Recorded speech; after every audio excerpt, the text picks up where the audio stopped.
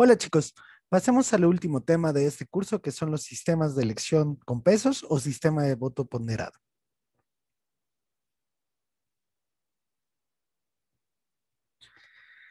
Ahora consideraremos sistemas de elección que no tratan a los votantes de la misma manera. Por ejemplo, en las juntas de accionistas de una empresa, ¿no? Cada accionista tiene un voto por cada acción que posee. Entonces, si dos accionistas tienen diferente número de acciones, sus votos valdrían distinto. Y lo mismo sucede, por ejemplo, en el Consejo de la Unión Europea, eh, donde naciones con poblaciones grandes como Francia tienen más votos que naciones con menos población como Austria. Algo parecido sucede en México con los partidos políticos en el poder legislativo, por ejemplo, en la Cámara de Senadores. La Cámara de Senadores consta de 128 senadores que al menos al momento de su elección estaban agrupados de esta manera. Morena, PT y el PES tienen 59, 6 y 5 respectivamente.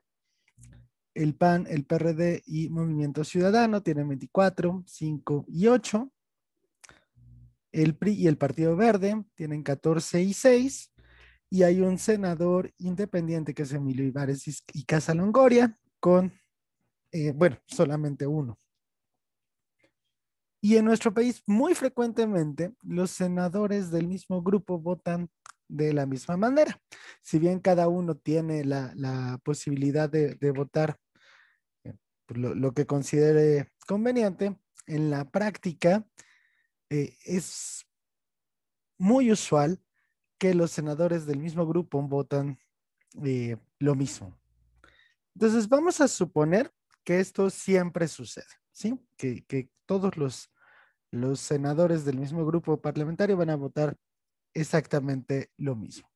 Entonces podríamos considerar que la Cámara tiene 4 votantes, Morena con 70 votos, representando a, a la, a la coalición que veíamos de este lado, entre Morena, el PT y el PES.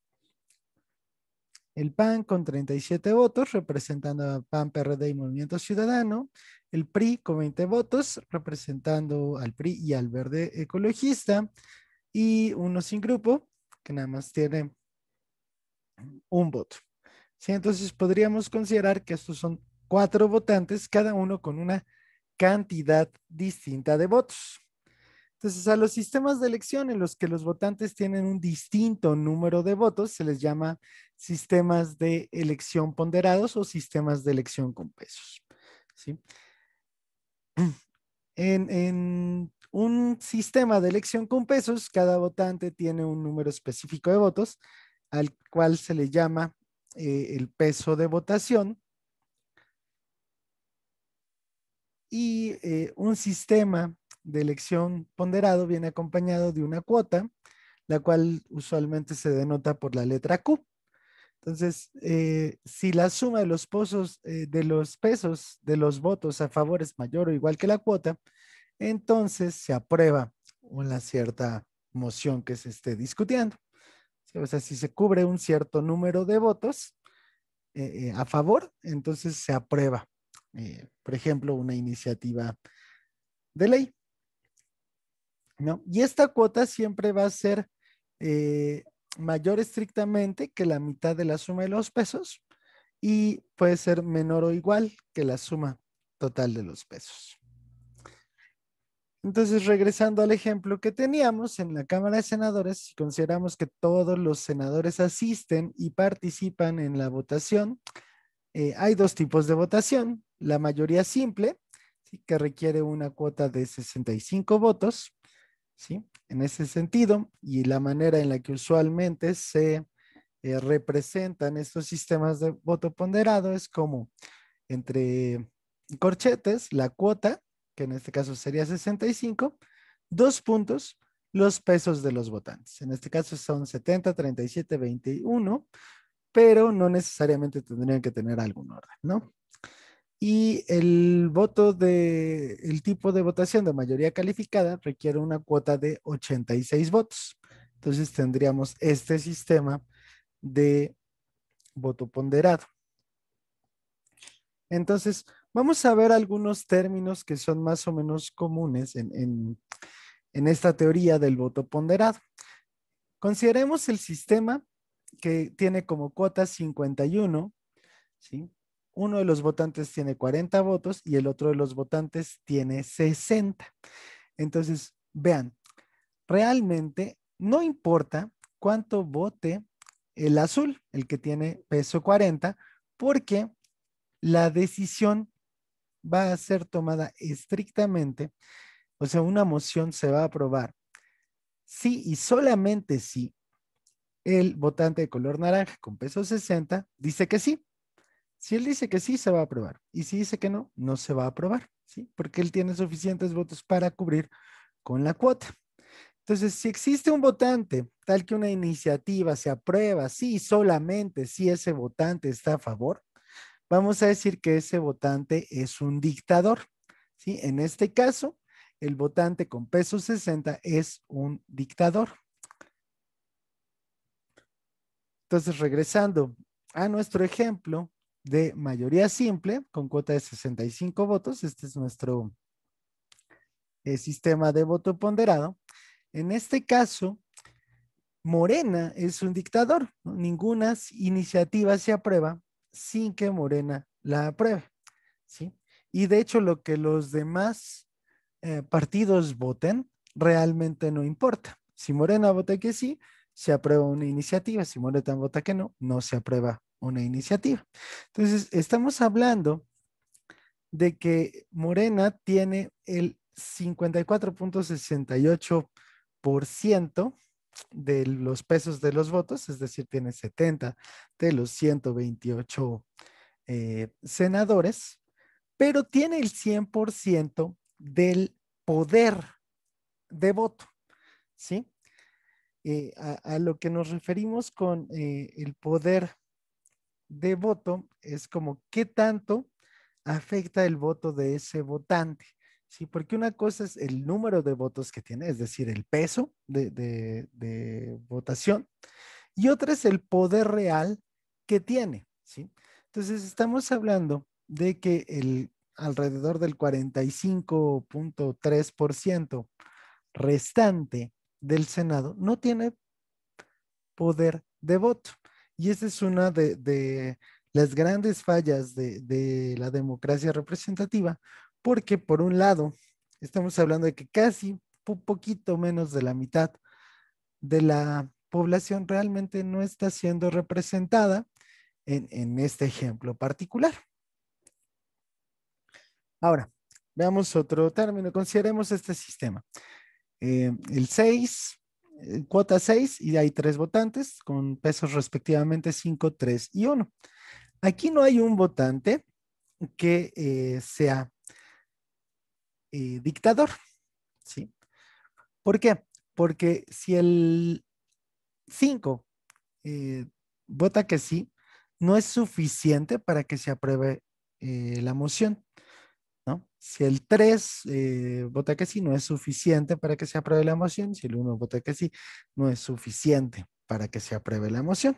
¿Sí? Por ejemplo, el 5 podría votar que sí y el 3 y el uno que no, y con eso harían que no se apruebe una moción. Sin embargo, si el 5 vota que no, no hay nada que los otros puedan hacer. ¿Sí? Entonces, un votante cuyo voto es necesario para aprobar una iniciativa se dice que tiene poder de veto. En este caso, el votante de peso 5 tiene poder de veto. ¿Sí? Si él no vota a favor de la iniciativa, no se va a aprobar la iniciativa. ¿Sí? Notemos que es tantito menos que dictador, ¿no? El dictador es una iniciativa, se aprueba sí y solo sí. Eh, el dictador vota a favor.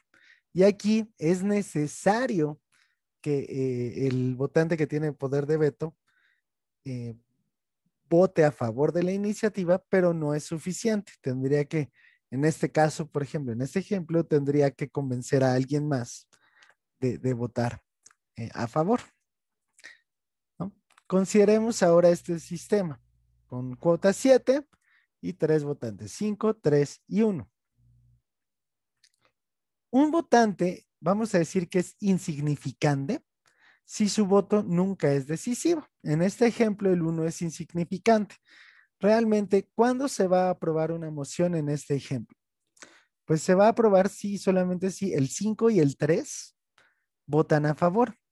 Entonces, en realidad, da igual si el votante de peso 1 eh, vota a favor o en contra, ¿no?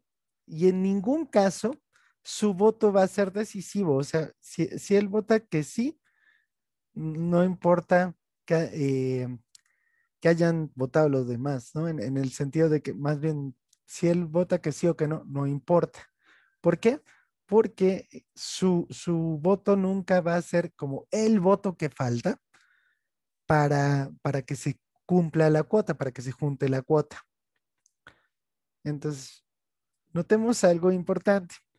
En este sistema, 52 es la cuota, 26, 26, 26 y 25. El votante de 25 es significante. Su voto nunca va a ser decisivo, ¿sí? Nunca se va a juntar los 52 de la cuota eh, si él vota a favor y si vota en contra, menos, ¿no? O sea, realmente su voto no es nunca significativo. Da igual lo que vote, no se alcanza a juntar la cuota gracias a su voto, ¿sí? En ningún caso. Entonces, y así como tenemos este ejemplo, podríamos tener muchos otros donde la diferencia es chiquitita. O sea, aquí tiene un voto menos, pero el poder de voto que tiene ese votante es cero, porque su voto nunca es importante, nunca es decisivo, ¿sí? Entonces es importante diferenciar el poder de voto del peso de voto, ¿no? Aquí los votantes con peso 26 tienen un peso de uno más en peso de voto, pero tienen muchísimo más poder de voto, porque el poder de voto de un votante insignificante es cero. Entonces, regresando a nuestro problema que habíamos abordado el Senado, en nuestro ejemplo, entonces ya habíamos visto que Morena es un dictador y los demás votantes son insignificantes, ¿sí? Porque su voto nunca es decisivo. De hecho, incluso si todos los demás votaran que aprobar una iniciativa, su voto no es decisivo, ¿no? Su voto no cuenta realmente. Entonces, eso quiere decir que el 45.31% del peso de voto no cuenta. Y en una democracia representativa eso es muy grave, ¿no? Estamos hablando de que el 45.31% de la población realmente su voto no cuenta. Ahora, aquí hay que tener cuidado con esto porque realmente, pues todos esos senadores tienen voz, ¿no? Y en principio estamos suponiendo que todos las alianzas votan lo mismo, pero bueno, hay algunos casos en los cuales algunos senadores deciden no votar lo mismo que su partido, aun cuando en la práctica son los menos, sí puede suceder que esto cambie un poquito. En el caso de la mayoría calificada en el Senado, se necesitan 86 votos en la cuota, ¿sí? Entonces aquí no es, Morena ya no es un dictador, no basta con que Morena vote a favor de una moción para que se apruebe. Sin embargo, sí tiene poder de veto. Sí, es necesario que Morena vote eh, a favor de una iniciativa para que ésta se apruebe. Y por otro lado, el senador sin grupo parlamentario, es decir, el que tiene peso uno, es insignificante. Su voto nunca va a ser decisivo en una votación por mayoría calificada. De hecho, como vimos, ni en mayoría simple ni en mayoría calificada, este senador tiene, en ambos casos es insignificante, ¿no? Y entonces, pues eso nos podría llevar a pensar, bueno, ¿y qué pasa con toda la gente que votó por ese senador? Pues realmente no está siendo representada, ¿no? Por otro lado, ¿qué chiste tiene eh, tener un senador cuyo voto es insignificante siempre, ¿no? O sea, porque bueno, eso también conlleva un costo, ¿no? A la nación en general, ¿no? Entonces, sí hay que distinguir fuertemente entre qué es el peso de voto y el poder de voto. El poder es como la capacidad de, de influenciar el resultado de una votación en términos estrictamente del voto, ¿no? Porque de nuevo, todos estos senadores, 128 senadores, tienen voz y pueden intentar convencer a los demás senadores de que se apruebe o no una moción.